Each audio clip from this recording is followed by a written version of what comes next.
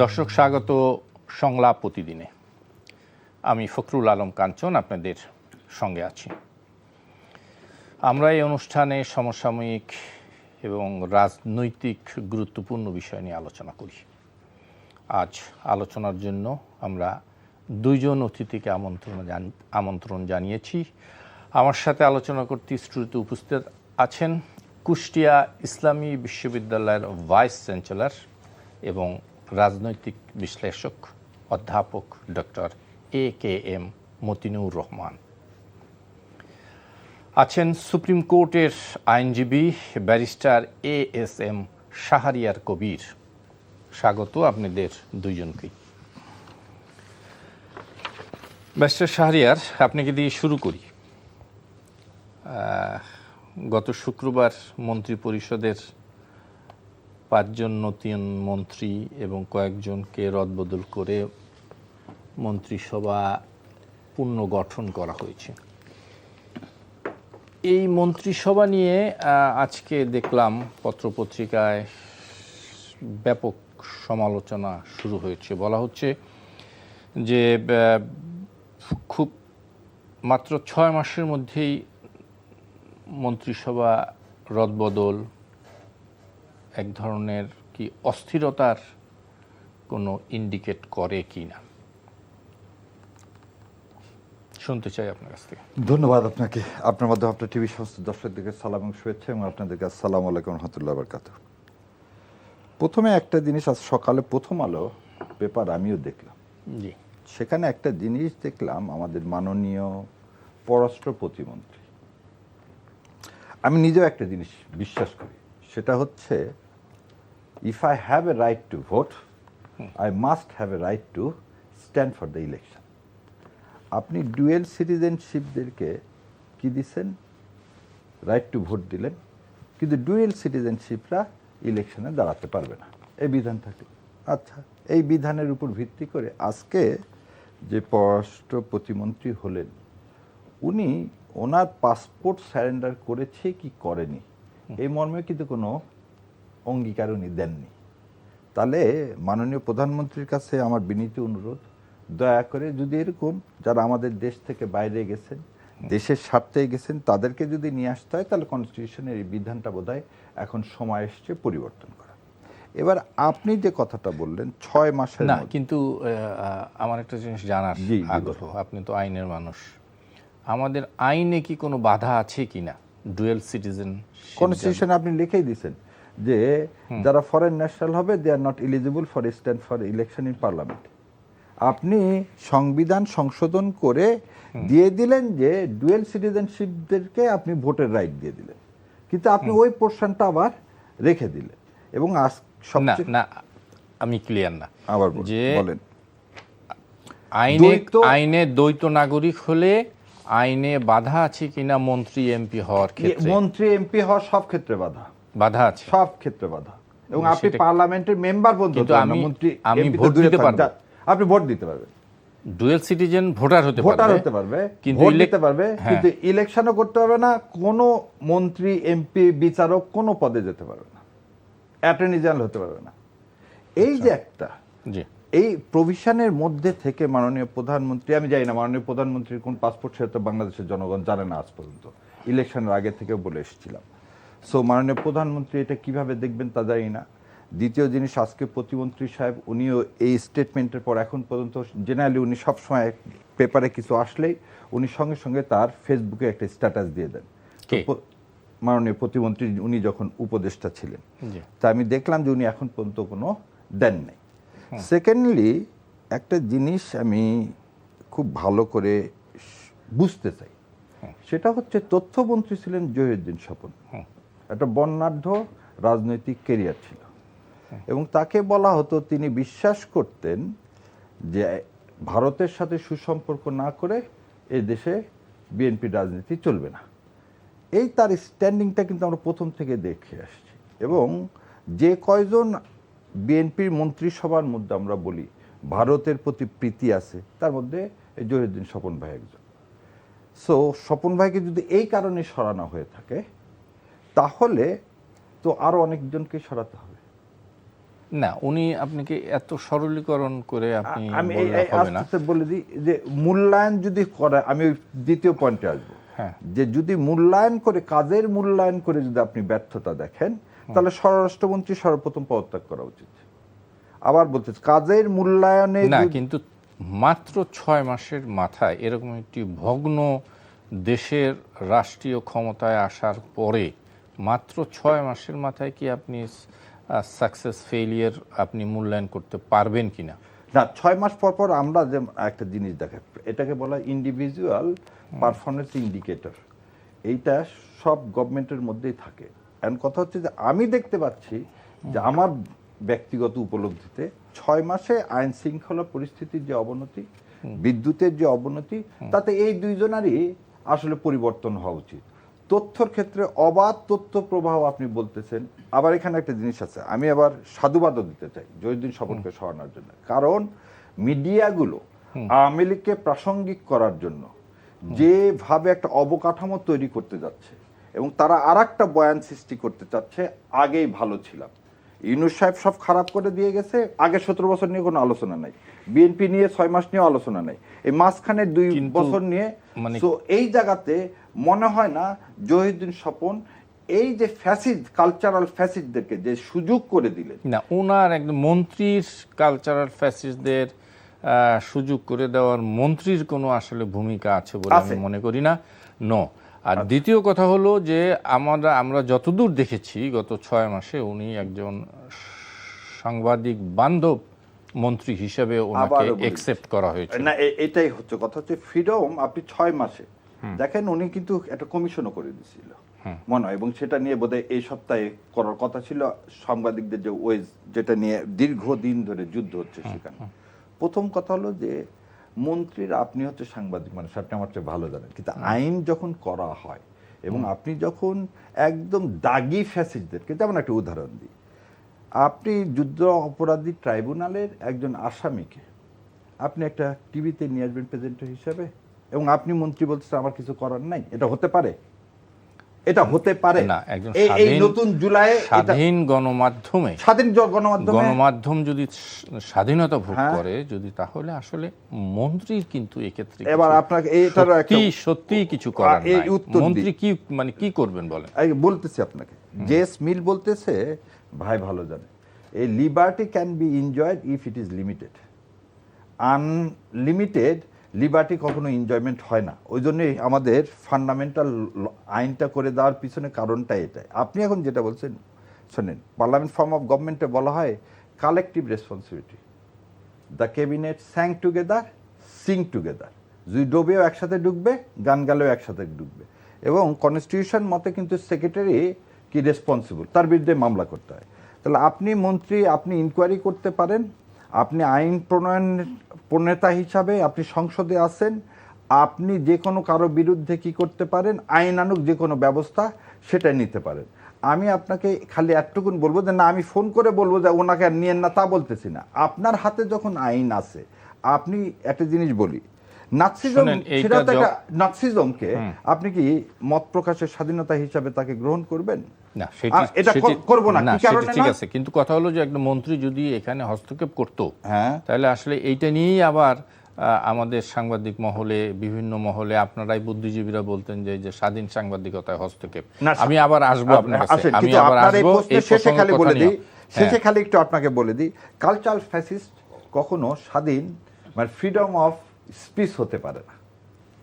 জি, doctor Matinur, আমরা আলোচনা করছিলাম মন্ত্রিসভার রদবদল নিয়ে। বিশেষ করে আমি যদি একটু বলি আপনাকে যে মাত্র 6 মাসের এই সরকারের মানে পার করেছেন, এর মধ্যে মন্ত্রিসভা রদবদল হলো, রদবদল হতে পারে, এটা নিয়ে কোনো আমাদের কথা নেই, কিন্তু আমরা দেখলাম যে এক ধরনের অস্থিরতা আমরা দেখছি।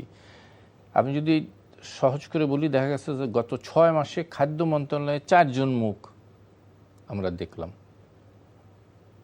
মানে প্রথমে দেওয়া হলো আমিনুর রশিদকে, তার উনি মাত্র 37 দিনের মাথায় আবার চেঞ্জ করে দেওয়া হলো, প্রতিমন্ত্রী দেওয়া হলো সুলতান সালাউদ্দিন টুকুকে, তারপরে আবার তাকে সরাই নিয়ে মৎস্য প্রাণী সম্পদে দেওয়া হলো। এই যে এক ধরনের অস্থিরতা, এটা কেন? আবার যদি একইভাবে বলি, এই 6 মাসের ব্যবধানে একজন মানে পার্বত্য বিষয়ক মন্ত্রী দীপেন দেওয়ান উনি আবার পদত্যাগও করলেন। সব কিছু মিলে একটু শুনতে চাই।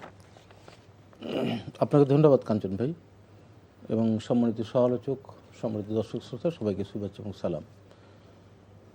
আপনি যেভাবে জিনিসটি উপস্থাপন করেছেন এবং আমার সহ-আলোচক এই প্রসঙ্গগুলো নিয়ে যেভাবে কথা বলেছেন, আমার জায়গা থেকে আমি যেভাবে দেখতে চাই, আমার জায়গা থেকে সেটি হচ্ছে যে, দেখুন, সরকারের 180 দিনের একটা টার্গেট ছিল এবং সেই 180 দিন ডে 1 থেকে একটা মন্ত্রী পরিষদ গঠিত হয়েছে এবং এই 180 দিনটা আমি মনে করি একটা পরীক্ষামূলকভাবে ছিল এবং সেটিকে কেন্দ্র করে মন্ত্রী পরিষদ প্রথমত রদবদল, এটি একটি চলমান প্রক্রিয়া হতে পারে। সরকার মনে করেছে যে এই জায়গাগুলোতে রদবদল হওয়া উচিত, সেই রদবদল করেছে। আমি এটাকে অস্থিরতা হিসেবেও দেখছি না, আমি এটাকে বিচ্ছিন্ন ঘটনা হিসেবেও দেখছি না। আমি মনে করি একটি চলমান প্রক্রিয়া।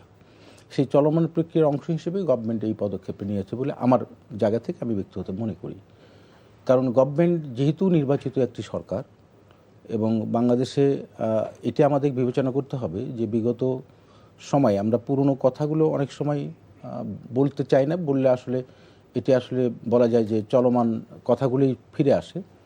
তারপরেও কথাটা আমাকে বলতে হয় এই কারণেই যে আপনারা জানেন যে বর্তমান সরকার দেশের কীরকম একটি পরিস্থিতির ওপরে দায়িত্বটা গ্রহণ করেছে। অনেকগুলো চ্যালেঞ্জ সরকারের সামনে আছে, বিশেষ করে অর্থনীতিটা বড় একটা চ্যালেঞ্জ, আইন শৃঙ্খলা পরিস্থিতির একটা বড় চ্যালেঞ্জ। মানে বিগত ফ্যাসিস্ট সরকারের সময় এটি তো টোটালি ডিস্ট্রয় হয়েছে। আপনি ওভারনাইট তো সবগুলো মানুষকে একই সাথে যোগ্য, দক্ষ, অভিজ্ঞ হিসেবে তৈরি করতে পারবেন না।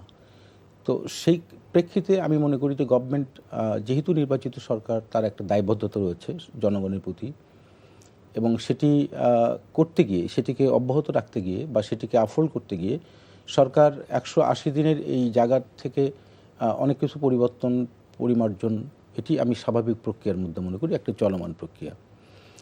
আর আরেকটি জিনিস সেটি হচ্ছে যে দেখুন, আইন শৃঙ্খলা পরিস্থিতি একটা চ্যালেঞ্জ এবং সেই চ্যালেঞ্জ সরকার শুধুমাত্র আপনি বিগত 17 বছর তা নয়, আপনি যদি লক্ষ্য করেন 5 তারিখের পরেও বাংলাদেশে যে ইন্টারিম গভর্নমেন্টটা ছিল প্রফেসর ইউনূসের নেতৃত্বে, সেখানে আপনি দেখবেন যে এই যে একটা মব কালচার কিন্তু ছিল। তো সুতরাং একটা দেশের উন্নয়ন, মব কালচার এখনো আছে না, একটা দেশের উন্নয়ন এবং তার যে অগ্রগতি, এটির অনেকগুলো কম্পোনেন্টের মধ্যে ইম্পর্টেন্ট হচ্ছে একটা স্থিতিশীলতা, একটা স্থিতিশীল পরিস্থিতি, পরিবেশ লাগবে। তো সেই দৃষ্টিকোণ থেকে আমি মনে করি যে 5 তারিখের পরে যেরকম একটা অস্থিরতা ছিল, ওই অস্থিরতা যে এখনও অব্যাহত ওই প্রক্রিয়ায় আছে তা আমি মনে করি না, বাট এটি যে টোটালি রিমুভ হয়েছে সেটাও আমি মনে করছি না, কিছু বিচ্ছিন্ন ঘটনা তো এখনও রয়েছে। সুতরাং সেই দৃষ্টিকোণ থেকে আমি মনে করি গভর্নমেন্ট যারা যে সমস্ত ডেস্কের যারা দায়িত্ব পালন করতে পারবেন, এটা প্রথম পর্যায়ে হতো এই জিনিসগুলো সেই বিবেচনায় দেওয়া হয়েছিল। পরবর্তীতে গভর্নমেন্ট চিন্তা করেছে এই জায়গাগুলোতে হয়তো কিছু পরিবর্তন হওয়া উচিত, দরকার, এবং সেটি গভর্নমেন্ট পরিবর্তন করেছেন। না, এটা হয়তো ভবিষ্যতেও সেই জিনিসটা হয়তো পরিবর্তন তারা মনে করে ঠিক আছে ডক্টর মতিনুর, আমি যে কথাটি বলতে চাচ্ছিলাম, আমার কাছে মনে হয়েছে যে কেমন যেন একটা পূর্ব পরিকল্পনা ছাড়াই আপনি এই কাজগুলো করেছেন। রদবদল প্রক্রিয়া দেখলে সেটি মনে হয় কেমন করে, আমি আপনাকে বলি। আপনি স্পিকার করলেন মেজর হাফিজ সাহেবকে, তাকে প্রথমে মন্ত্রিসভায় অন্তর্ভুক্ত হলেন, তারপরে ডেপুটি স্পিকার ছিলেন, উনিও মন্ত্রী ছিলেন, কিন্তু মাত্র কয়েকদিনের মাথায় আবার উনি স্পিকার হলেন, দুইজনই আবার, একজন স্পিকার একজন ডেপুটি স্পিকার। মানে তার মানে কি? তার মানে আপনার পরিকল্পনাই ছিল না যে আপনি সংসদে কাকে স্পিকার বানাবেন, কাকে ডেপুটি স্পিকার বানাবেন। এই যে সিদ্ধান্তহীনতা, এই যে পরিকল্পনার অভাব, এটি কিভাবে বলবেন আপনি? দেখুন কাঞ্চন ভাই, আপনি যে দৃষ্টিভঙ্গি থেকে দেখছেন, আমার দৃষ্টিভঙ্গি যে দুজন ব্যক্তিকে স্পিকার এবং ডেপুটি স্পিকার হিসেবে অ্যাপয়েন্ট করা হচ্ছে, আপনি দেখেন যে এই দুজন ব্যক্তি স্পিকার এবং ডেপুটি স্পিকারের দায়িত্ব পালন করতে গিয়ে দক্ষতার সাথে করছে কিনা, না, কোনো সন্দেহ নাই। আমি সেই আলোচনা করছি না, আমি করছি আমার বা পত্রপত্রিকার সমালোচনার জায়গাটা এইখানেই যে স্থির মনে হচ্ছে না, পরিকল্পনার অভাব। আচ্ছা দেখুন, কারণ আমি বুঝছি, আমি আপনার মাসে পয়েন্টটা আপনি না এক শুধু খাদ্য না, আমার মন্ত্রণালয়ে আপনি পয়েন্টটা চারজন মন্ত্রীকে আসা ভাইজান, যাওয়া মানে আপনার আসা পয়েন্টটা যাওয়া আমি করালেন। বুঝতে পেরেছি। আমি বলি সেটা হচ্ছে তখন পত্রপত্রিকায় সমালোচনা, এটি তো বর্তমান সরকারের তো সবচেয়ে বড় একটা জায়গা হচ্ছে যে প্রেস মিডিয়ার স্বাধীনতা। এই প্রেস মিডিয়ার স্বাধীনতা বর্তমান সরকার তো নিশ্চিত করেছেন। জি, তো সুতরাং সেখানে পত্রপত্রিকায় এই সমালোচনা, এটি তো গণতন্ত্র। কারণ বিগত দিনে তো এই কথাগুলো আসে নাই, বলতে পারে নাই বা বলার সুযোগ পায় নাই। বলতে গেলেই হয়তো বিভিন্ন ধরনের নির্যাতন আসতো। আমি মনে করি যে পত্রপত্রিকায় যে কথাগুলো বলছেন, হ্যাঁ, আপনি যদি মনে করেন যে গভর্নমেন্টের এই জায়গাতে সমালোচনা করো, অফকোর্স সেই সমালোচনার মধ্য দিয়ে ট্রায়াল অ্যান্ড এরর মধ্য দিয়ে তো গভর্নমেন্ট সামনের দিকে আগাবে এবং সেভাবে এগিয়ে যাচ্ছে বলে আমি এখন পর্যন্ত মনে করি। আর সব কিছু বিষয়ে এটি এই মুহূর্তে খুব আপনার কনক্রিট কমেন্টসগুলো মানে গভর্নমেন্টের ব্যাপারে, গভর্নমেন্টের চলমান প্রক্রিয়ার ব্যাপারে, এটা আমি মনে করি যে টু আর্লি। কারণ আমি এখনও পর্যন্ত ওই জায়গাতে কমেন্টগুলো করার ক্ষেত্রে আমি ব্যক্তিগতভাবে মনে করি যে এটি আমার জায়গা থেকে বা আমি যেটা ফিল করি এটি মনে হয় ঠিক না। কারণ আমি সমালোচনার জায়গাটা এখন পর্যন্ত পরিপক্কভাবে জায়গায় আসছে বলে আমি মনে করি না। বাট মিডিয়া তো তার জায়গা থেকে এই প্রতিক্রিয়াগুলো ব্যক্ত করছেন এবং সে নিশ্চয়ই গভর্নমেন্ট সেগুলো কগনিজেন্সে নিচ্ছেন বলে আমার কাছে মনে হয়।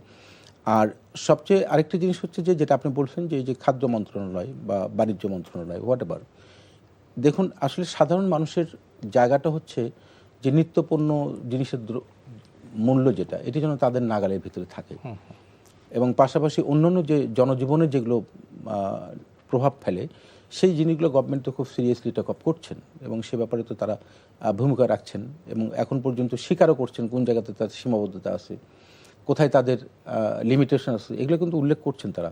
তার মানে স্বীকার করছেন গভর্নমেন্ট। এই যে স্বীকার করার জায়গাটা, অর্থাৎ এটি অপকটে স্বীকার করে, এটি তো একটা স্বচ্ছতার জায়গা। গভর্নমেন্ট তার দায়িত্বশীল জায়গা থেকে এই আচরণগুলো করছেন।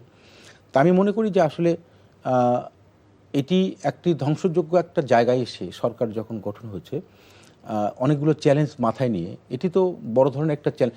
আমি তো মনে করি যে সরকার এই চ্যালেঞ্জগুলো নিয়ে যে যাত্রাটা শুরু করেছে এবং যে সকল বিষয় ইতিমধ্যেই জনজীবনে প্রভাব ফেলে, পজিটিভ প্রভাব ফেলে, সেই বিষয়গুলো গভর্নমেন্ট কিন্তু ইনিশিয়েটিভ নিয়েছে। তবে এটা একটা লম্বা প্রক্রিয়া। আমার মনে হয় যে আরও আমাদের সামনের দিনগুলো গভর্নমেন্ট এই বিষয়গুলো কীভাবে চ্যালেঞ্জগুলো মোকাবেলা করবে সেটা আমাদের দেখার এখনো যত সুযোগ রয়েছে। আমরা একটু দেখি ব্যারিস্টার শাহরিয়ার। ভাই তো অনেক কিছু বললো, কিছু জিনিস ভাইয়ের কথার সাথে অনেক কিছু বলি নাই, আমার ভাই জ্ঞানী মানুষ কিছু। আচ্ছা, প্রথম উত্তরটা দিই, ধ্বংসযোগ্য জাতি 5ই আগস্ট বা 36শে জুলাই যদি 71 সালে বলা হয় বটমলেস, এবার আর বটম টটম নাই, এবার কিছু ছিলই না। যদি ইফ ইউ কম্পেয়ার উইথ 71, তো বিএনপির একটা সুবিধা হয়েছে, বিএনপি 5 তারিখে ক্ষমতা নেয়নি, যদিও তারা চাচ্ছিল 3 মাসের মধ্যে ক্ষমতা, আল্লাহ তাদেরকে 18 মাস সময় দিছিল এবং এই 18 মাসের দেশটা একটা রিকনস্ট্রাকশন হয়েছে এবং সেই জন্য এই ধ্বংসযোগ্য অবস্থায় ওনারা পাননি। ওনারা পাইছেন কখন? তখন ছিল $17 বিলিয়ন ফরেন ইয়া, আর জন ইউনুস সাহেব দিয়ে গেছেন তখন ছিল 37 বিলিয়ন। না, মাত্র 18 মাসে এইটা। আমি কিছু জিনিস বলি। দ্বিতীয় কথা যে ব্যাংকিং সেক্টর থেকে শুরু করে সমস্ত সেক্টরের, ব্যাংক থেকে শুরু করে যেখানে কোনো কিছুই ছিল না, আপনি একটা ধাক্কা, শক ওয়েভটা হচ্ছে প্রথম, সেই শক ওয়েভ থেকে অ্যাবজর্বের টাইমটা তো আপনি পেয়েছেন 18 মাস। সেটি বলতে পারেন, কিন্তু একদম রিকনস্ট্রাকশন হয়েছে এটা বলা যাবে না। 18 মাসে আই থিং আরো 5 বছর। আমি আপনার সাথে একমত, কিন্তু সেই রিকনস্ট্রাকশনের সময়টাও দেয়নি বিএনপি। বিএনপিকে যখন বলা হলো গণভোট করো, দেশ ঠিক করো, তারপর ভোট নাও, উনি তো প্রথম দিনই বললেন যে 3 মাসের মধ্যে দিয়ে দেন। আমি ওই তর্কে যাচ্ছি না, তর্কটা হচ্ছে আপনি শক ওয়েভের সময়টা কিন্তু আপনি 18 মাস পাইছেন। নির্বাচনের আগে কিন্তু আপনি বলেননি যে এই দেশের এই অবস্থা, আমি এই জিনিস পারবো, এই জিনিস পারবো না। আমি খালি বলছি কতটুকু I have a plan. Second কথা, আপনি একটু আগে বললেন না বাংলাদেশের ইতিহাসে আপনি একটা ধ্বংসযোগ্য জায়গায় দাঁড়ায় থেকে আপনি করবেন তো একটা ছোট মন্ত্রী পরিষদ, আপনি করবেন একটা ছোট মন্ত্রী পরিষদ, আপনি প্রতিমন্ত্রী করবেন কম, মন্ত্রী করবেন কম, আপনি আবার স্পেশাল অ্যাসিস্ট্যান্ট থেকে শুরু করে, স্পেশাল সেক্রেটারি থেকে শুরু করে একটা বিরাট, এটাকে বলা হয় যে লাট বাহাদুরের দল তৈরি করে ফেললেন। আপনি একদিকে বলতেছেন বিদ্যুৎ দিতে পারবো কি পারবো না 2 বছরের আগে জানাতে পারবো না, আপনি এর মধ্যে করে দিলেন কি একটা লাট বাহাদুরের। এবং আর একটা জিনিস আপনার তো অনেক প্রথম উত্তরের সাথে দিতে পারলাম, সেটা হলো আমি দেখতেছি যে কারো যদি মন্ত্রিত্ব পেতে হয়, বিশেষ করে তথ্যমন্ত্রী সাহেব, ওনার ক্রাইটেরিয়া হচ্ছে 2টা, চিফ সংসদ দেখে যা বুঝলাম, এক, জামাতের বিরোধিতা কত করতে পারবেন, এবং দুই হচ্ছে কতখানি আপনি তেল দিতে পারবেন। এটাই তো ছিল জুলাইয়ের স্পিরিটের পুরাপুরি বিপরীতমুখী। জুলাই বলছে কি আমরা একটা ভাঙা সংস্কৃতি থেকে আমরা পার পাবো, যাতে কেউ চাটুকারিতা করে দেশের সর্বনাশ করার জন্য রাষ্ট্রীয় ক্ষমতায় অধিষ্ঠিত হতে না পারেন। আপনি যদি দেখেন যেখানে একদিকে বলবো আমরা সবাই মিলে দেশ গড়ব, আর এক জায়গায় আপনি সেই লোকগুলোকে ফিট করতেছেন। এবং আপনি যে কথা বললেন খাদ্যের কথা, আপনি বিদ্যুতের কথা যদি বলি, আমি খাদ্যের কথাই ধরেন, আপনি 3 জনকে চেঞ্জ করছেন 6 মাসে। আপনি কিভাবে একটা মানুষের পারফরমেন্স নিয়ে করবেন? পারফরমেন্স এটা সম্ভব? আপনি একদিকে বলতেছেন এলসি খোলা যাচ্ছে না, এলসি নাই, আজকেও বলতেছে যে এলসি নাই, এলসির জন্য আমি কি করতে পারছি না, দেশের সব গ্যাস তেল কিছু আমি দিতে পারছি না। তাহলে আপনি কিভাবে একটা লোকের পারফরমেন্স দেখবেন 6 মাসে? কারণ আপনার তো পুরা ইকোনমিক কলাপস। আমাকে ঢাল নাই তরল নাই নিধিরাম সর্দার আমাকে ফুটে দিচ্ছেন। আমার এদিকে কি ধান চাল কোথায় থেকে আসবে? আপনার এ বছরের প্রথম থেকে সমস্ত ফার্টিলাইজার ফ্যাক্টরি বন্ধ, আপনি এখন পর্যন্ত এলসি খোলেননি। আগামী অগ্রহায়ণ মাস থেকে কিভাবে সার ডিস্ট্রিবিউশন হবে? আপনি যে কথাটা বলছেন সরকার একটা প্ল্যানহীন, ওই যে প্রথমেই বলছিলাম আই হ্যাভ এ প্ল্যান, আসলে আই হ্যাভ নাথিং। যদি প্ল্যান থাকতো তাহলে বিরোধী দলকে বলতো না একটা প্ল্যান দেন। এই যে প্ল্যান ছাড়া কাকে কাকে খুশি করার জন্য সেই 55 বছরের পুরাতন রাজনীতিতে যদি ঢুকে যান, তাহলে ধ্বংস ছাড়া কোনোদিন এই জাতির উন্নতি হবে না। এবং ভাই যে কথা বললেন আজকে যে জিনিসটা, একটা কথা বলেন তো, যে আপনি অ্যাকাউন্টেবিলিটির জন্য তো আপনি স্টেটমেন্ট দিবেন যে আমি এই কলবরটা বৃদ্ধি করতেছি এই কারণে। আপনি একদিকে বলতেছেন আমার পকেটে টাকা নাই, আর একদিকে আপনি চাকরি দিয়ে যাচ্ছেন। এটা কিরকম কথা হলো? চাকরি কোথায় দিয়েছে? আর ক্যাবিনেটে দেওয়া মানে কি? একটা ক্যাবিনেট মন্ত্রী করা মানে কতগুলো আপনার লাট বাহাদুর লাগবে, আপনি দেখতে পাচ্ছেন। আজকে আপনি দেখেন, কেন বললাম প্ল্যান নাই? ভোলা থেকে বরিশালের সরাসরি ব্রিজ হলে দূরত্ব 25 কিলোমিটার, আর আপনি এখন যে রাস্তার আজকে কথা বলছেন সেটাতে লাগবে 3 থেকে 4 ঘন্টা, হয় এই ব্রিজটা করলে লাগবে আধা ঘন্টা। আপনি ব্রিজটার ব্যাপারে তো সিদ্ধান্ত হয়েছে, এই যে কথাগুলো, তার মানে you don't have a plan. আপনি কেন প্ল্যান বলছেন না? এটা তো এই ব্রিজটা করার ব্যাপারে সিদ্ধান্ত হয়েছে। এই যে আপনি কোন ব্রিজটা করার ব্যাপারে? ভোলার সাথে মূল বরিশালে সেটা করেননি, আপনি এখন নিয়ে গেছেন মুলাদি হয়ে এই ঘুরে নিয়ে আসতেছেন বরিশালকে। আধা ঘন্টায় যে ব্রিজটা হওয়ার কথা সেই ব্রিজটা আপনি করলেনই না ভোলার সাথে। আপনি এখন নিয়ে গেলেন কি হাইওয়ে রোড করে 3-4 ঘন্টা দিয়ে ভোলা থেকে আসতে একটা লঞ্চে লাগে আধা ঘন্টা। তো কোন মানুষটাই 3-4 ঘন্টা দিয়ে রাস্তা দিয়ে যাবে? আপনি যেভাবে ঘুরে আসতেছে অনেক জনপদকে আমরা তো সে কথা বলিনি। আপনি এখন একটা জিনিস আমাকে বলেন, আপনার গ্যাস পাইপ শোনেন, এই জায়গাতেই বলতেছে পকেট ভারী করার প্ল্যান নেন না। সরাসরি 25 মাইলের গ্যাস পাইপলাইন করতে কয় টাকা লাগবে? আর আপনি এই ঘুরে যে পাইপলাইন করবেন, গ্যাস তো নিয়ে আসাই তো মূল উদ্দেশ্য। ভোলাতে আমাদের যে গ্যাস, শুধু গ্যাস না, জনপদের। আচ্ছা জি প্লিজ বলেন। ইকোনমিক গ্রোথের জন্য আপনার এখন প্রথম ক্রাইটেরিয়াটা কি? আমি বলতেছি অন্যান্য জনপদকে আপনি এই প্রশস্তকরণ করেন না কেন ভাই, সেটা আমার কোনো অসুবিধা নাই, কিন্তু আপনি করবেন কি যেটাতে কনজাম্পশন কম হবে, মানুষের সহজ হবে, ইকোনমিতে ভায়াবল হবে। আপনি এদের এখন বলেন শেখ হাসিনার মতো যদি এই আমার দরকার 15,000 মেগাওয়াট, আপনি 29,000 মেগাওয়াট করে রেখে দিয়ে গেছেন, এবং বছরে কত টাকা দিচ্ছেন? $420 বিলিয়ন দিচ্ছেন আপনি কি ক্যাপাসিটি চার্জ। এর নাম উন্নয়ন?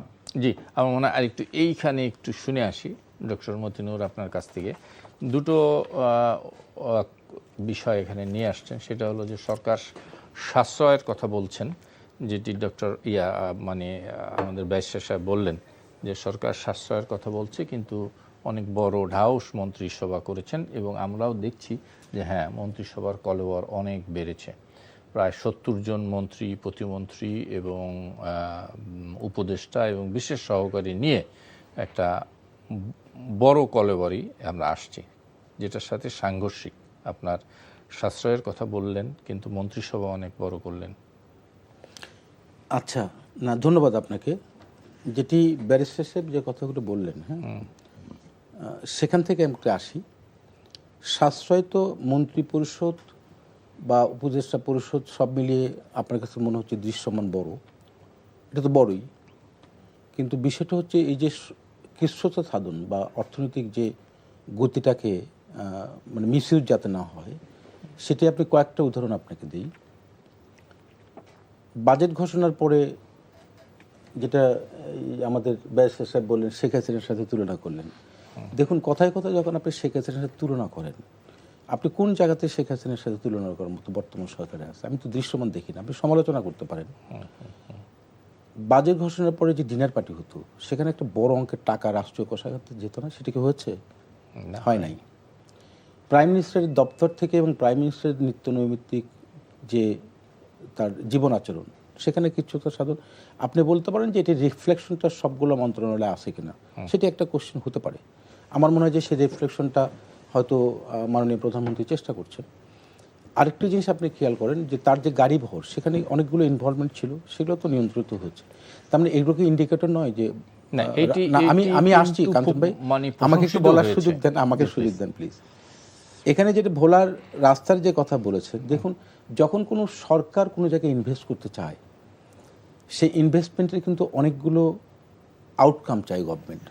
আমি যখন কোনো একটা জায়গায় ইনভেস্ট করব, সেখানে যদি ওয়ান ওয়েতে আমি আউটকামটা পাই, আমি এটা যদি মাল্টি ডাইভার্সিটিস ফ্যাসিলিটেট করতে পারি, আমি ইনভেস্টমেন্টটা কিন্তু সেখানেই করবো। কারণ বাংলাদেশ তো উন্নত রাষ্ট্র নয় যে একটা ইনভেস্ট করলাম পরীক্ষামূলকভাবে, এর পরবর্তী তারা একটা ইনভেস্ট করলাম, তা না। আমি একটা ওখানে 3টি উপজেলা আছে, আমি মনে করি আমি মুলাদি 3টি উপজেলা করা এবং হিজলা বিশেষ করে তার মানে অনেকগুলো গ্যাসের একটা হাব হবে, ওখানে ইকোনমিক একটা জোন করা হবে, ওটা অনেক কিছু আছে, অনেকগুলো জনপদকে কভার করার জন্য কিন্তু নিশ্চয়ই প্ল্যানিংটা হচ্ছে।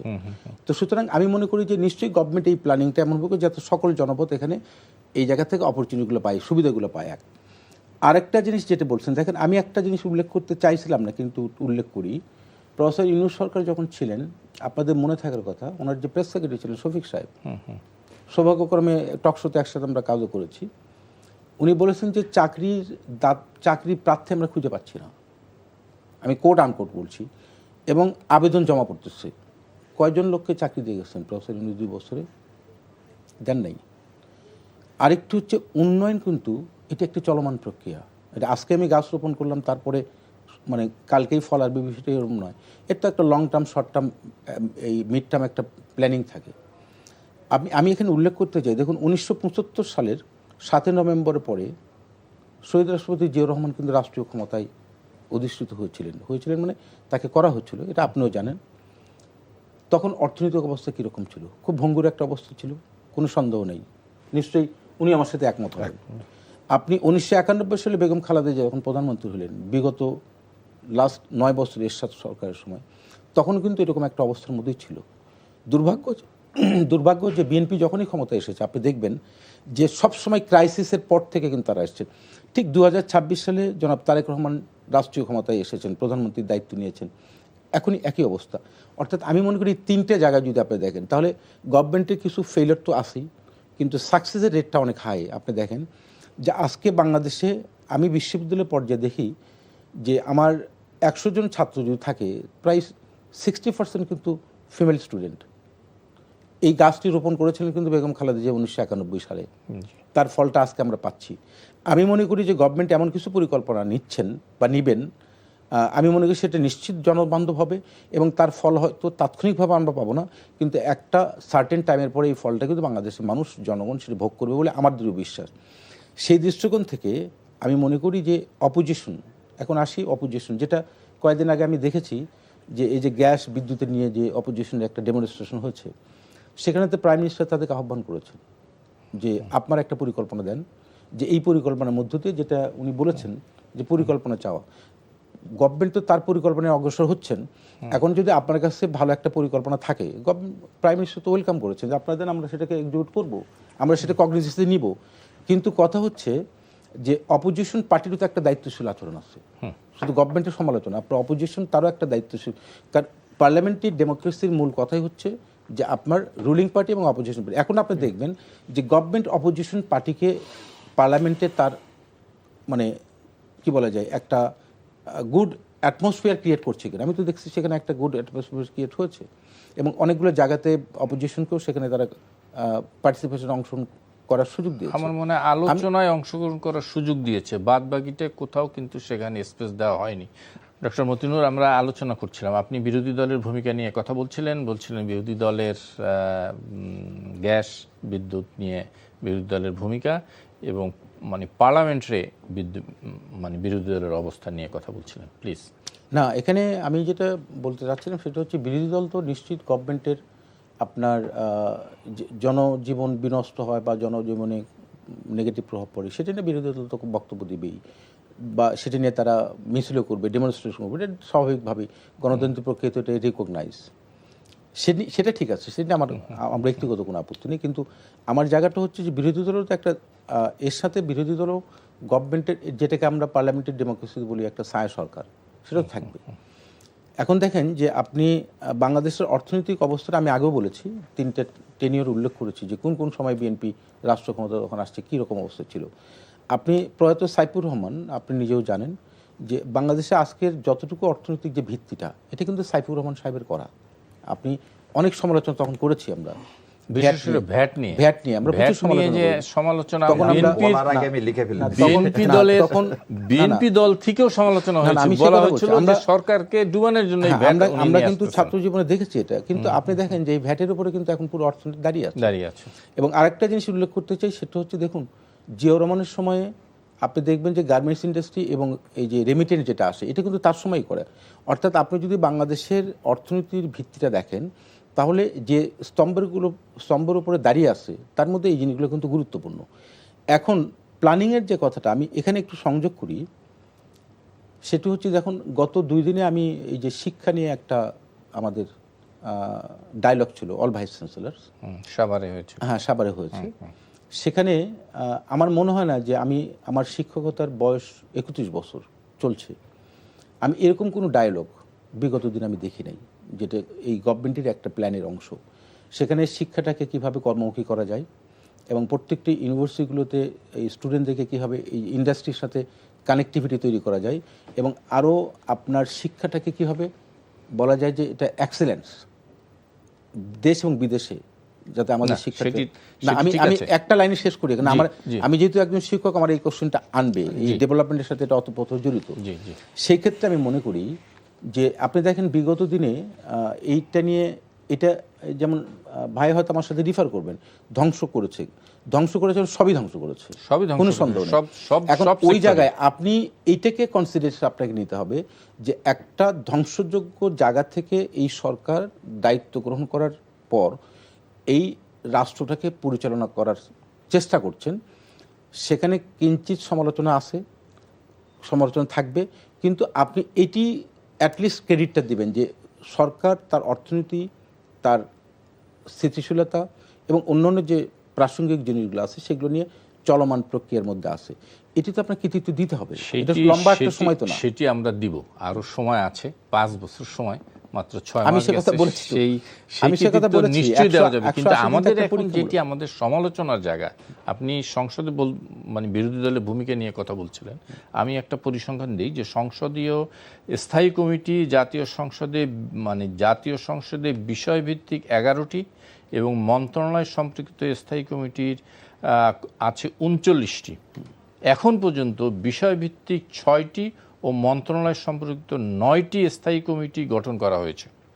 শুধুমাত্র সরকারি হিসাব কমিটির সভাপতির একটি পদ ছাড়া আর কোনো পদে বিরোধী দলের কাউকে নেওয়া হয় না। কাঞ্চন ভাই, আপনাকে আমি একটা সেন্টেন্সে উত্তর দেই। জি, আপনি যেখানে গণতান্ত্রিক সংস্কৃতি, গণতান্ত্রিক কালচারের যে মানে কি বলা যায় এনভায়রনমেন্ট যেটি ছিল না, এটি শুরু হয়েছে, রাইট? তা আপনি শুরুতেই যদি অনেক কিছু এক্সপেক্ট করেন, আমি বা আপনি, এটি কি প্রত্যাশিত হতে পারে? আমি একদম 100% আমি মনে করি আশা করব, আমি কিন্তু মনে করি 100% করব। কারণ হচ্ছে আপনি তো ওই উত্তরণের জন্যই তো 5ই আগস্ট হয়েছিল। ওকে, আমি আপনার কোনো স্পেসি না দেন আগের মতন, আমি ওই পয়েন্টে আসছি, আমি আপনার সাথে একমত। সেটি হচ্ছে যে আপনি একটা ধ্বংসযোগ্য বলছি আমি এভরিথিং, অর্থাৎ কালচারের মানে একটা সবকিছুতে এই যাত্রাটা শুরু হয়েছে। আমি বলছি যে এটা 180 দিন।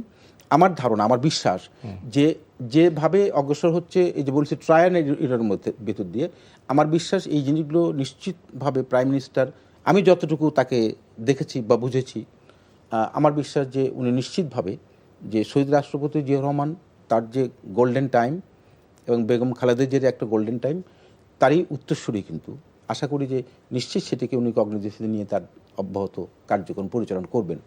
আর ভাই একটা কোট করেছেন, আমি জন স্টুয়ার্ট মিলের, আমি ওই জায়গাতে আমি একটা কোট করি। জন স্টুয়ার্ট মিলের একটা বিখ্যাত বই আছে অন লিবার্টি, উনি নিশ্চয়ই পড়েছেন, আমিও পড়েছি। ওখানে বলা হয়েছে যে ইন্ডিভিজুয়ালিজম ব্যক্তির স্বাতন্ত্র্যবাদে, মানে কোটেশনটা এরকম, over himself over his own body and mind individual is sovereign, অর্থাৎ ব্যক্তি তার নিজের দেহ এবং মনের উপর সম্পূর্ণ স্বাধীন। যদি আমরা অলমাইটির কথা যদি কনসিডার, উনি তো নিয়ন্ত্রণ করেন আমাদেরকে। আমি মনে করি যে এই বিষয়গুলো বর্তমানে আমাকে একটা দায়িত্ব দিয়েছেন, আপনি একটা দায়িত্ব আছেন, আরেকজন দায়িত্ব আছেন, এটা প্রত্যেকটি ইন্ডিভিজুয়ালিজম একটা কাজ করে, তাকে এই স্বাধীনতাতে দেওয়া। এই স্বাধীনতা নিশ্চয়ই আমার মনে হয় যে বর্তমান সরকার তার যাদেরকে তারা মনে করেছেন যে ওই ফিল্ডে তারা যোগ্য অভিজ্ঞ তাদেরকে দিয়েছেন, এবং সেখানে দিন শেষে গভর্নমেন্টের দায়ভারটা আসে। তো সুতরাং আমি মনে করি যে কালেকটিভ যেটা বলেছে রেসপন্সিবিলিটি, অফকোর্স পার্লামেন্টের collective responsibility both ruling party and opposition উভয়েরই আছে। এখন সেই জায়গাতে আমি মনে করি যে আমরা হাঁটি হাঁটি পা পা করে অনেক হোঁচট খেয়েছি, এটা সত্য, কিন্তু যে যাত্রাটা শুরু হয়েছে এটি যদি অব্যাহত থাকে, আমার মনে হয় যে প্রত্যেকটি ব্যক্তিকেই এই জবাবদিহি এবং এই জায়গাতে কিন্তু আসতে হবে, ইনক্লুডিং গভর্নমেন্ট। ক্লিয়ার, আপনার কথা একদম ক্লিয়ার। ব্যারিস্টার শাহরিয়ার, আমরা একটু শুনতে চাই আপনার কাছ থেকে। আমি ভাইয়ের কথাগুলো সত্যিই খুব আশার সঞ্চার করে, যদি একমত হতে পারতাম। এটাই তো নির্বাচনী ইশতেহার। এই নির্বাচনী ইশতেহার, this is the contract, social contract থিওরিতে। আমার স্যার তো সুন্দরের সামনে বলতে চাচ্ছি না, তারপর বললাম রুশোর সোশ্যাল কন্ট্রাক্ট থিওরিতে এই ইশতেহারটাই হচ্ছে contract between the people and BNP, and রাষ্ট্রের সাথে কন্ট্রাক্টটা হচ্ছে এই কনস্টিটিউশন। আপনি বললেন দলীয়করণের যে রাজনীতি সেখান থেকে বের হয়ে আসবে। আপনি জুলাই সনদে কেন, আপনি একটু আগে যে কথা বললেন সংসদীয় কমিটিতে নেওয়া হবে, এটা এখানে আছে, আপনার এখানেও আছে। 70 অনুচ্ছেদে রাষ্ট্রপতি নির্বাচন করলেন, 70 অনুচ্ছেদে বলছেন যে সব এমপিরা কি হবেন, স্বাধীনভাবে ভোট দিতে পারবেন। কোথায় আছে? 70 এখন বলবৎ আছে। বলেনি আগে, আপনি তো এখানে বলছেন, আপনি কোনটার বলবৎ বলেন? আপনি কনস্টিটিউশন তো নাই, 70 পাল্টায় নাই। আমার কথাটা আগে আমি শেষ করে দিই। 70 পাল্টায়নি, আপনি তো এখনো কিসের মধ্যে আছেন? ডক্ট্রিন অফ নেসেসিটির মধ্যে আছেন। আপনি তো এই কনস্টিটিউশন করেন, আপনি সরকারে অবৈধ। না না না, ডক্ট্রিন অফ নেসেসিটির মধ্যে আমি নাই। আমি শেষ করতে দিই। আপনি ইলেকশন করলেন কোন সংবিধানের আন্ডারে? আপনি 70 অনুচ্ছেদের সময় এখানে বলতেছেন, আপনি তো ইলেকশন করছেন আমার এটার আন্ডারে। আপনি গণভোট করলেন কার আন্ডারে? এইটার আন্ডারে। কোথায় গণভোট এখানে? আপনি শপথ নিলেন কোনটার আন্ডারে? এইটার আন্ডারে। এটাতে কোথায় আপনার শপথ? এনটিপ গভর্নমেন্ট ছিল 2 বছর, কোনটার আন্ডারে? এইটার আন্ডারে না, এইটার আন্ডারে। আচ্ছা, আমি ওই জায়গায় যাব না, আমি খালি যে জন্য আমি টেনে নিয়ে আসলাম, আপনি প্রত্যেকটা জেলায় জেলা পরিষদ চেয়ারম্যান দিছেন প্রপোর্শনেট অনুযায়ী বিরোধী দলকে দেননি। কর্পোরেশনগুলোতে সেদিন নিয়োগ দিছেন, বলছেন আপনার এখানে দেওয়া আছে যোগ্য, শিক্ষিত, সৎ এবং নির্দলীয় লোককে দিবেন, বলছেন আপনি। কোথায় আপনার ইশতেহারে? আমি ফেলে দিলাম, এটা বাদ দেন। ইশতেহারে দিছেন আপনি, দেননি। 70 অনুচ্ছেদের কথা আপনার নির্বাচন ইশতেহারের মধ্যে একই কথা ছিল। আপনি সমস্ত জায়গায় দলীয়করণ করলেন, ইভেন ইলেকশন কমিশন, এটা তো কনস্টিটিউশন জায়গা। মাত্র 11 জনকে কর্পোরেশনে, বিভিন্ন কর্পোরেশনে কে নিয়োগ দেওয়া হয়েছে। সবগুলো কি 11 জনের একজন বলেন তো বিরোধী দল বললাম না, নির্দলীয় একজনকে দেখান তো। না, নির্দলীয় একটি নির্বাচিত সরকার। শেষ করে দিই। আমরা ইউএসএ মডেল না, আবার মনে রাখেন ইউএসএ মডেলে কি ওই সেক্রেটারিও পর্যন্ত আসবে, যে দল যে জিতবে, আবার দল হেরে গেলে চলে যাবে।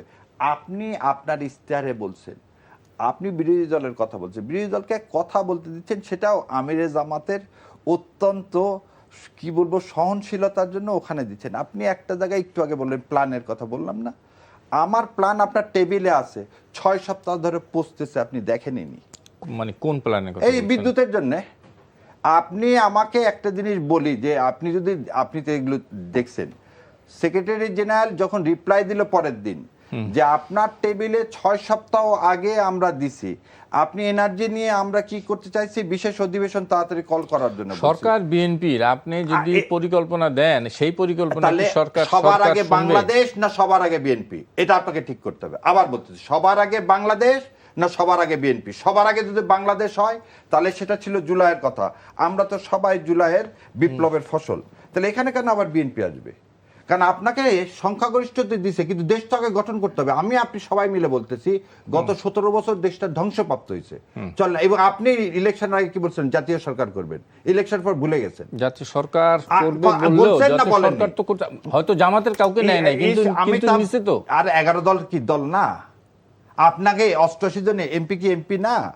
আজকে আপনি বিরোধী দলের কথা যে বলতেছেন, আমি একটা একটা করে আপনাকে একটা জিনিস যদি ভাই দেখাতে পারে যে তার ইশতেহারের সাথে, তার প্রমিদের সাথে, তার প্ল্যানের সাথে মাননীয় প্রধানমন্ত্রীর একটা কাজের মিল আছে, নট এ সিঙ্গেল ওয়ার্ড। আচ্ছা, আমি একটু শুনে আসি। হ্যাঁ, একটু সরি ভাই। জি, সেটা হচ্ছে উনি সোশ্যাল কন্ট্রাক্ট, কেন এটা তো সময় দিবেন না নিশ্চয়ই আমাকে। এখানে একটু যাই।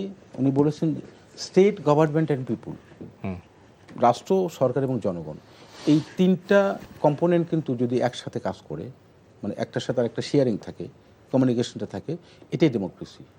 এক, অনেক কথা বলেছেন, জেলা পরিষদের নিয়োগের কথা বলেছেন, তারপর আপনার এই যে গভর্নমেন্টের বিভিন্ন জায়গায় বিভিন্ন কর্পোরেশন। আমি একটু বলি, 5 তারিখের পরে কি সরকার ছিল? ইন্টারিম প্রফেসর ইউনূসের নেতৃত্বে। অনেকগুলো ইন্ডিকেশন না দিলাম, আমি একটা ইন্ডিকেশন দিই আপনাকে। বাংলাদেশের 56টি পাবলিক ইউনিভার্সিটি, রাইট? এই 56টি পাবলিক ইউনিভার্সিটিতে কারা নিয়োগ পেয়েছিল? ইন্টেরিয়র গভর্নমেন্ট দিয়েছে না, কারা নিয়োগ পেয়েছিল? এটা তো এখন আপনাকে দৃশ্যমান বলি, বলেন। এর ভিতরে 4 থেকে 5টা ইউনিভার্সিটি ছাড়া সবগুলো আজকে যারা অপোজিশন তারা সেখানে অ্যাপয়েন্টেড ছিল, জামাতের। ইয়েস। আর বিএনপির কেউ না, আমি তো না। 4-5টা বললাম, আমি আপনাকে ডকুমেন্টেড বলে দিচ্ছি। আর এখন কি এখন কোশ্চেন 56টাই আছে? বলি, আমি প্লিজ শেষ করে না, দেন। এখন কি 56টা আছে আমি কিনা? বলি আপনাকে, জি। তখন কি জামাত ক্ষমতায় ছিল? প্রফেসর ইউনূসের সময় কি জামাত ক্ষমতায় ছিল? না, জামাত বিএনপি ছিল? না। তাহলে সেখানে তো একটা চেকস অ্যান্ড ব্যালেন্স থাকবে। তাহলে আপনি 56টার মধ্যে 4-5টা বাদ দিলে বাদ বাকি কারা ছিল? তাহলে কি ফ্যাসিস্ট ছিল? না, তাহলে কি আপনি বলতে চাচ্ছেন যেহেতু ওই ইন্টেরিয়র সুতরাং সময় শোনেন, জামাত না, ছিল, কাঞ্চন এখন ভাই, আমরা না, থাকবো কাঞ্চন সবাই। ভাই শোনেন, আচ্ছা, ওটা তো না, না, বিশ্ববিদ্যালয়। না, না, প্লিজ, সেক্রেটারিটা কে না, ছিল? কথা শেষ করতে দেন। সব সেক্রেটারি ছিল কথা- বিএনপি, না, না, কথা পুলিশে শেষ- কারা ছিল? ভাই, আমি- বিএনপি, না, না, জামাতের জি, কেউ নাই। ইনশাআল্লাহ, ইলেকশন please, ম্যানিপুলেট করতে গিয়ে যা দল লাগে সব ছিল। দর্শকরা কিন্তু মনে করবে যে আপনি ডেমোক্রেসিতে বলেন। জি, প্লিজ। সেটা হচ্ছে আপনাকে, এটা গেল একটা সেক্টর বলি। আপনি সেকেন্ড সেক্টর যেটা উনি সেক্রেটারির কথা বলেছেন, আমি নাম উল্লেখ করতে চাই না, তারপরও প্রসঙ্গটা আসলো, দর্শকদের জানা দরকার। আমি মনে করি যে আপনার ইন্টারিম গভর্নমেন্টের এটা কিন্তু ইন্ডিকেট করেছে, যখন পলিটিক্যাল গভর্নমেন্ট আছে, ইলেক্টেড গভর্নমেন্ট মানে ইলেক্টেড গভর্নমেন্ট, অপোজিশন তো আসি, তো তখন তো সঙ্গত করেন তার লোকগুলোকেই সে সেখানে ট্রাস্টেড মনে করবে, কোনো সন্দেহ নেই, এবং সেটা করেছে গভর্নমেন্ট। আপনি ক্যাবিনেট সেক্রেটারি থেকে শুরু করে, ক্যাবিনেট সেক্রেটারি যিনি ছিলেন ওই যে ডক্টর আব্দুর রশিদ, আমার ডিপার্টমেন্টের সিনিয়র একজন, রাইট? তো সুতরাং উনি কে ছিলেন খুব ভালো করে জানেন, উনি ভালো করে জানেন না, আপনি জানেন, আপনি স্বীকার করবেন না। প্রদ্যুন্ন ভাই, কিন্তু আচ্ছা, আমি ঠিক আছে, বলি আমাকে আপনাকে, অর্থাৎ না, শোনেন, আমি বলি, কাঞ্চন ভাই, আমি বলি, দেখুন, আপনি জানেন যে বিগত 17 বছর আমরা শুধু না, লম্বা সময় ধরে আমরা কিন্তু ডিপ্রাইভড।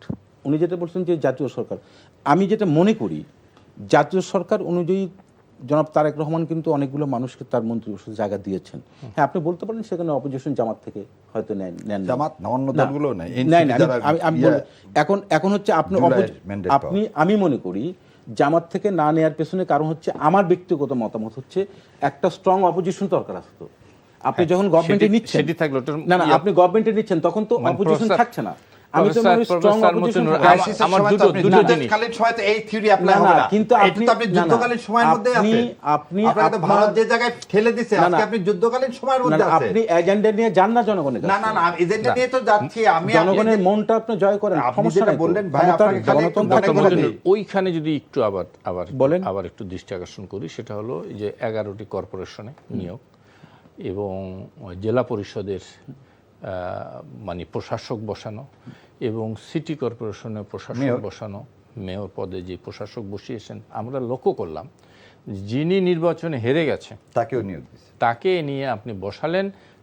আবার কি এই সিটি কর্পোরেশন মানে একটা ঢাকায় 8টা আসনের মধ্যে 8টা আসনের 2জন মেয়র, সেখানে 2জন মেয়রই আপনারা দিলেন, এর মধ্যে একজন মেয়র যিনি এমপি ইলেকশনে হেরে গেছিলেন তাকে বসালেন, এবং আমি নাম ধরে আরও বলতে পারি এমপি ইলেকশনে হেরে ফেরেছেন তাকে আপনি জেলা পরিষদে বসিয়েছেন। জনগণ তো তাকে প্রত্যাখ্যান করেছে, না। আবার তাকে আপনি কেন বসালেন? দেখুন, না কাঞ্চন ভাই, এখানে আপনার এখানে একটু আমার কাছে কথা শুনবো। প্রশ্ন আছে। ইলেকশন কমিশনে আপনি দলীয় লোককে কিভাবে ইলেকশন কমিশন দিলেন, ওগুলো সব বাদ দেন, এটার উত্তরটা আমি বলি, এখানে Election commission আপনি একটা যেটা বলছেন যে constitution আপনার ঢাকা এই যে 15 আসনে, তাই না, মিল্টন সাহেব যিনি ঢাকা 15 ঢাকা নর্থে যিনি প্রশাসক, আপনি দেখেন যে উনি হেরেছেন, ঠিক আছে, কিন্তু উনি কিন্তু অনেক পপুলার একজন মানুষ, সেটা আপনি নিজেও জানেন। না, আমি যদি বলি যে না পপুলার না, জনগণ প্রত্যাখ্যান করছে, আপনি তারে পপুলার বলবেন না কিভাবে? কিন্তু কথা হচ্ছে ওনাকে দিয়েছে, আমি আরো বলতে পারি, নাম চলে আসবে, না আমি বললে ঠিক হবে না, কিন্তু আমি আমার বলতে তো পারি রিঅ্যাকশন চাচ্ছেন আপনি, আমি বলি জনগণ তো ওনাকে প্রত্যাখ্যান ওনাকে দিয়েছে, ওনাকে তো এন্ডলেস না, এটা তো, এগুলো তো নির্বাচনের একটা প্রসঙ্গ আসবে, অর্থাৎ নির্বাচনকালীন কাকে দিবে, অন্য কাউকে নিয়ে এসে। আমি যখন সরকার করেছি, আমার তো এই জায়গাগুলো চালাতে হবে, জনগণের সেবাগুলো তো নিশ্চিত করতে হবে, গভর্নমেন্ট তো সেই দায়িত্ব নিবে, এবং গভর্নমেন্ট দায়িত্ব নিলে গভর্নমেন্ট তো তার লোককে দিয়েই সেই কাজটা করবে। আপনি বলতে পারেন যে এই নির্বাচন ছাড়া মানে টাইম, মানে এটা এনলেস চলবে, তা তো গভর্নমেন্ট বলছে না, গভর্নমেন্ট তো নির্বাচন দিতে চায় এবং নির্বাচনের মধ্য দিয়েই জনপ্রতিনিধি আসবে, কিন্তু ওই সময় ইন্টারিম টাইমটা তো চালাতে হবে, গভর্নমেন্টের উপর দায়িত্ব আসবে যে গভর্নমেন্ট জনজীবনের বিনষ্ট ঘটাচ্ছে, সুতরাং এই দায়িত্ব নির্বাচনে যিনি হেরে গেল, যিনি প্রত্যাখ্যাত হলো, আপনি তাকেই মানে বসালেন, আপনার দলে তো আরো লোক ছিল। একটা কথা বলুন, লোকাল সেল গভর্নমেন্টকে নির্দলীয় করবেন কি করবেন না, আপনি সেটাকে বিবেচনা করছেন, শক্তিশালী করতে, কিন্তু আপনি এটা বিবেচনা কেন করছেন না যে গভর্নমেন্টকে তো এই জায়গাগুলো তো পরিচালনা করতে হবে, নিশ্চয়ই গভর্নমেন্ট তো সেই দৃষ্টিকোণ থেকে কাজটা করছেন। আরেকটা জিনিস যেটা আপনি বললেন, এই যে কি যেন ভুলে গেলাম, আপনার দুই আপনাকে এটা বললাম, আরেকটু বলেন, লোকাল সেলফ গভর্নমেন্টকে শক্তিশালী করতে গেলে নির্দলীয় করতে হবে কিনা।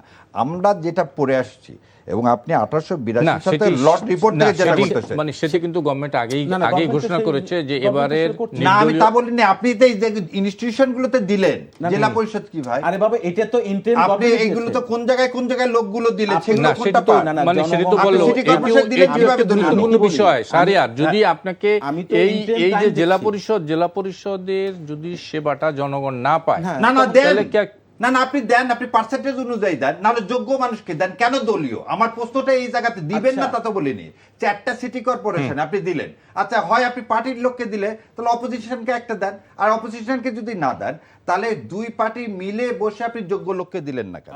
আপনি তো দেন, দিতে মানা করেনি তো।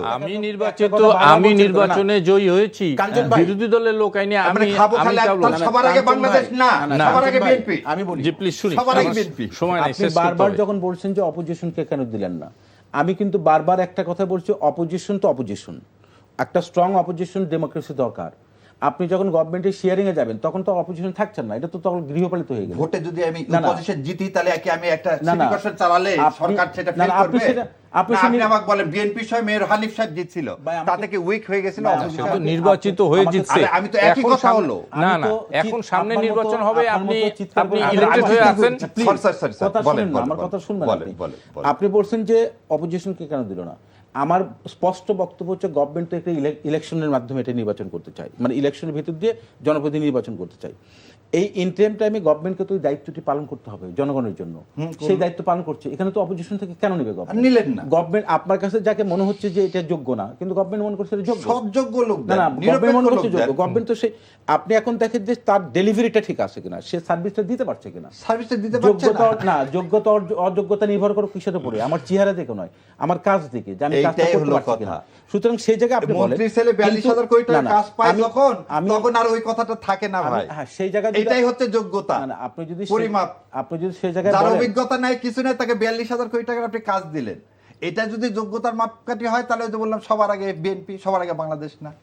শোনেন, কথা যখন আমরা বলি তখন তো সরকারের সমালোচনা আমরা করতে পারি, কিন্তু কথা হচ্ছে দায়িত্বশীল জায়গায় যদি আমি কথা বলি, তাহলে আপনি অফকোর্স সমালোচনা থাকবে, পাশাপাশি গভর্নমেন্টের একটা, আপনার এই টোটাল প্রোগ্রামে আপনি একটা গভর্নমেন্টকে সাধুবাদ জানাইছেন, যে এই জায়গাতে আমি ভারতের জন্য সবসময় সাধুবাদ জানাচ্ছি এবং আপনাকে বলতে ভারতের প্রতি বিএনপির যে স্ট্যান্ডিং সেজন্য আমি সবসময় মাননীয় প্রধানমন্ত্রী সমস্ত অনুষ্ঠানে প্রথমে একটা স্যালুট দিই এবং আপনাকে একটু আগে বললাম আমরা যুদ্ধকালীন অবস্থায় আছি।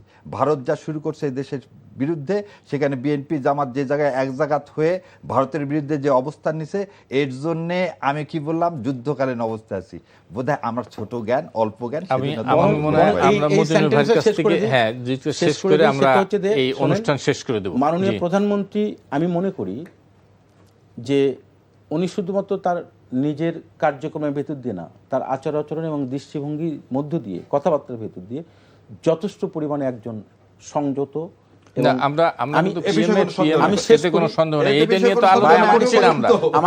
আমাকে আমার কথাটা শেষ করতে দিন।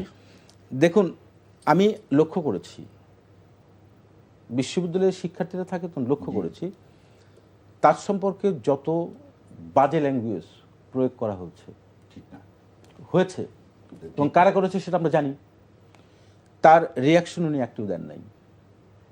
এটা কিন্তু ওনার চরম ধৈর্য এবং সহ্য এবং সংযত আচরণ প্রধানমন্ত্রী হিসেবে। ইভেন বেগম খালেদা জিয়াও দেন নাই, কোনোদিনও জিয়াউর রহমানও দেন নাই। এই পরিবারেরই কিন্তু উনি একজন অংশী। আমার বিশ্বাস, আমার মনে হয় যে এখনো ওনার মা কোদিন গুপ্ত বলেনি, না, যেটা আমাদেরকে খুব কষ্ট দেয় যখন উনি বলেন যে আমরা একসাথে আপনি তো কথা বলতে দেন না আমাকে, কিন্তু গুপ্ত বলেন, তখন কষ্ট পায়, মনে করবে যে আপনি আমাকে কথা বলতে দিচ্ছেন না ভাই, স্যার বলেন। শেষ করতে হবে মতিনুর ভাই, একদম 10 সেকেন্ডে শেষ করতে। আমি মনে করি, দেখুন, এখানে আমি মনে করি বিএনপি বাংলাদেশে যখনই রাষ্ট্র ক্ষমতা এসেছে জনগণের জন্য কাজ করেছে। সমালোচনা জায়গা বা ব্যর্থতার জায়গা যে একেবারে নাই তা না, কিন্তু সেটি ইন্টেনশনটা আপনাকে দেখতে হবে। আরেকটি জিনিস হচ্ছে, আমি ব্যক্তিগতভাবে মনে করি একজন নাগরিক হিসেবে এবং মজলুম নাগরিক হিসেবে, সেটা হচ্ছে যে যদি বিএনপি আনফরচুনেটলি যদি বিএনপি সরকারকে আমরা ব্যর্থ করে দিই, আমি বলি বাংলাদেশ ব্যর্থ হবে এবং বাংলাদেশ তার অস্তিত্বের জায়গায় চরম সংকটে দাঁড়াবে। এটা অন্য কারো পক্ষে এই অস্তিত্ব টিকে রাখা। আমার কথা হলো যে বিএনপির যে ভুলগুলো জানেন, গ্ল্যাডস্টোন বলছে opposition is a barking dog, opposition is a barking dog, আর হচ্ছে অপোজিশন হচ্ছে মিরর। আমরা যে কথাগুলো বলি সরকারকে ফেল করানোর জন্য না, যাতে বাংলাদেশ রাইট ট্র্যাকে থাকে। এবং মাননীয় প্রধানমন্ত্রী রাইট ট্র্যাকে আসবেন, গুপ্ত বলা পরিহার করবেন, এদেশের সবাইকে নিয়ে সবার আগে বাংলাদেশ এই পরিচয়টা আসবে, কোনো মন্ত্রীর ছেলে আত্মীয় এটা আসবে না। একদম ক্লিয়ার। ডক্টর, এর সাথে আরেকটা কথা বলা উচিত না? বলেন। গুপ্ত কথাটা আপনি অপ্রাসঙ্গিক কেন মনে করছেন? আমি তো প্রাসঙ্গিক মনে করি। আরেকদিন আমার মনে হয় ডক্টর আমি করি, কারণ ডক্টর মতিনুর, আমার একদমই শেষ করতে হবে। ব্যারিস্টার শাহরিয়ার কবির এবং ডক্টর মতিনুর রহমান, আপনাদের দুইজনকে অনেক অনেক ধন্যবাদ। দর্শক, আপনাদেরকে ধন্যবাদ যারা এতক্ষণ আমাদের সঙ্গে ছিলেন। আগামী অনুষ্ঠানে আবার দেখা হবে। শুভ সন্ধ্যা।